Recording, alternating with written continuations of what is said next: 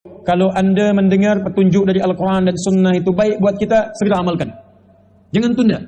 Sahabat Nabi cepat mengamalkan. Anda bukan sahabat Nabi, kenapa menunda? Apa hadisnya? Qala Rasulullah sallallahu alaihi wasallam. Satu masa Rasulullah SAW pernah bersabda, bima makna sayakunu fi akhiri ummati. Di riwayat lain sayakunu fi akhiri zamani. Akan nampak nanti di akhir-akhir zaman. Akan nampak nanti di akhir-akhir masa umatku. Dajjaluna kadzabun. Manusia-manusia para pendusta, pengikut Dajjal. Jadi ingat baik-baik ini ya. Dalam hadis itu ada dua jenis kalimat Dajjal. Jenis pertama disebut Masih Ad-Dajjal. Masih Ad-Dajjal. Kita berdoa dalam salat, ya, dalam tahiyat yang terakhir kita ucapkan Allahumma inni a'udzubika min azabi jahannama wa min azabil qabri wa min fitnatil mahya wal mamat wa min syarri fitnatil masih ad-dajjal. Kalau disebutkan kalimat Dajjal dengan Masih, itu maknanya makhluknya, Dajjalnya. Bermata satu, tanda dekat kiamat, dan dia iblis yang paling besar yang akan muncul di akhir masa. Tapi kalau disebutkan Dajjal tanpa kalimat Masih, maka itu sebagian dari sifat-sifatnya. Apa di antaranya? Simak baik-baik. Kata Nabi, awak hati-hati, Dajjaluna kadzabun. Sifat-sifat Dajjal yaitu sering dia berdusta. Menipu dia. Dusta. Kadzab. Maaf, ada kadzib, ada kadzab. Itu berbeza. Ingat baik-baik ya, ada kadzib, ada kadzab, itu berbeza. Kalau kadzib itu sekali berdusta, sekali saja, dan itu pun sudah salah. Ya. Saya pernah dusta, Ustaz, sekali saja, itu salah. Ya dosa pula sama. Ya. Awas, kalau dia berkali-kali berdusta, maka berubah kalimatnya dari kadzib jadi sighah mubalaghah, superlatif. Jadi kadzab, kadzab. Kata Nabi, di akhir masa ini akan ada nanti orang yang punya sifat-sifat Dajjal, yaitu terbiasa dia berdusta. Bukan sekali berdusta, tapi dusta itu jadi hobi buat dia. Hobi dusta. Kalau sekali nggak dusta, nggak nyaman hidupnya. Sila perhatikan kalimat Nabi SAW. Akan tiba di akhir masa nanti, orang-orang yang kalimatnya menarik, retorikanya cantik, gelarnya pintar-pintar, tapi membawa keyakinan, membawa cakap, membawa informasi yang membuat kita bisa keheranan. Ada orang itu sekarang? Ada. Adalah pahamnya. Ada yang namanya liberalisme.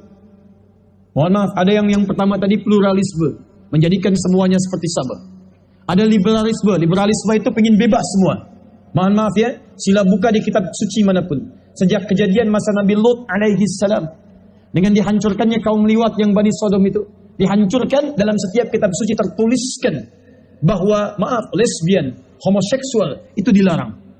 Bahkan Rusia saja yang mempraktikkan komunisme sekarang mengesahkan undang-undang di pemerintahan mereka yang melarang homoseksual, lesbian. Itu dilarang di Rusia. Sekarang coba lihat.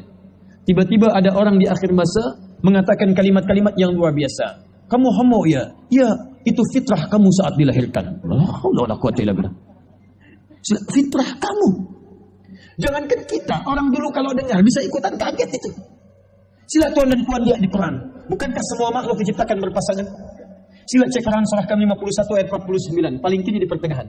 Wa min kulli syai'in khalaqna zawjayn la'allakum tadhakkarun. Setiap makhluk selain Allah, kata Allah, saya ciptakan mereka berpasangan.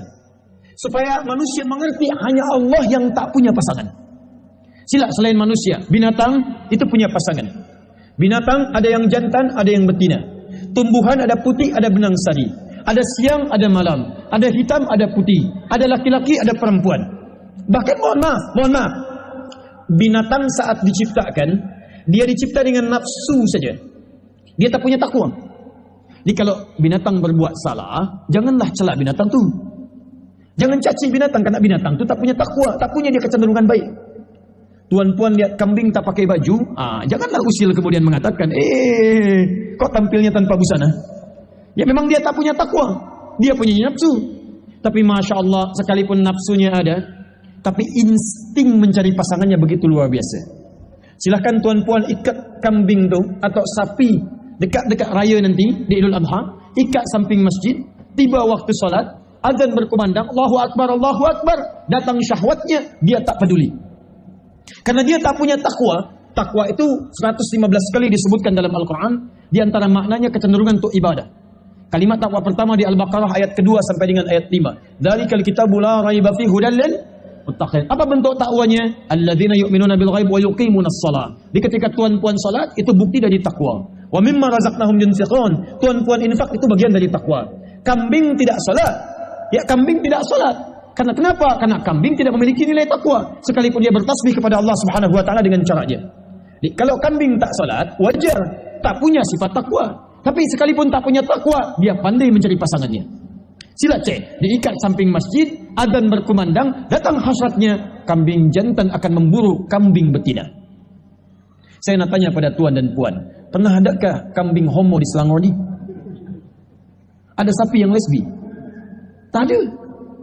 Hewan pun tahu pasangannya. Karena itu tidak perlu menjadi muslim dalam tanda petik. Tidak perlu kemudian seseorang, misal, tidak harus kemudian dia menjadi muslim untuk memahami pasangannya. Saya cakap ini dalam tanda petik, kita mengajak orang masuk Islam. Tapi bukan hanya orang Islam, jadi manusia saja cukup. Jadi manusia saja cukup dengan akalnya untuk mencari pasangannya. Sila lihat. Allah ciptakan Adam dengan siapa?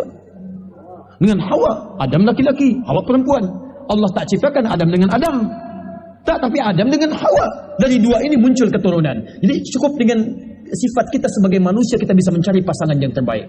Tiba-tiba ada umat di akhir masa mengatakan LGBT itu fitrah, homoseksual itu fitrah, lesbi itu fitrah. Ini kata Quran. Pemahaman semacam ini yang akan muncul di akhir masa itu lebih berbahaya daripada godaan iblis.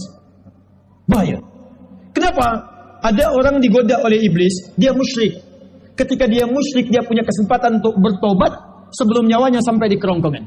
Dia berpeluang mendapatkan hidayah. Tapi paham semacam ini, dia bisa menghambat orang lain mendapatkan hidayah Allah Subhanahu wa taala.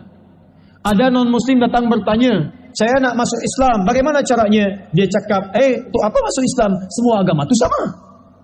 Ketika seorang yang mendapatkan hidayah, dia cegah dia mendapat hidayah. Semua agama sama, tak perlu masuk Islam. Kamu bisa menyembah Allah dengan cara kamu. Dia. Saya ingin bertobat pada Allah. Saya berbuat salah. Saya punya penyakit seperti ini. Tak perlu, itu fitrah kamu dalam kehidupan. Allah. Ini umat sangat berbahaya. Paham yang sangat berbahaya. Kata Nabi akan muncul di akhir masa. Bahkan Imam An-Nawawi menerangkan, memberikan keterangan, syarah dalam hadisnya, orang ini tiba-tiba akan muncul dan membuat keributan di masyarakat Anda. Jadi kalau dia datang, pasti akan ada keributan. Kalau dia buat seminar, buat kuliah, buat misalnya tajuk tertentu, dia bicara di hadapan umat, umat itu pasti akan ribut.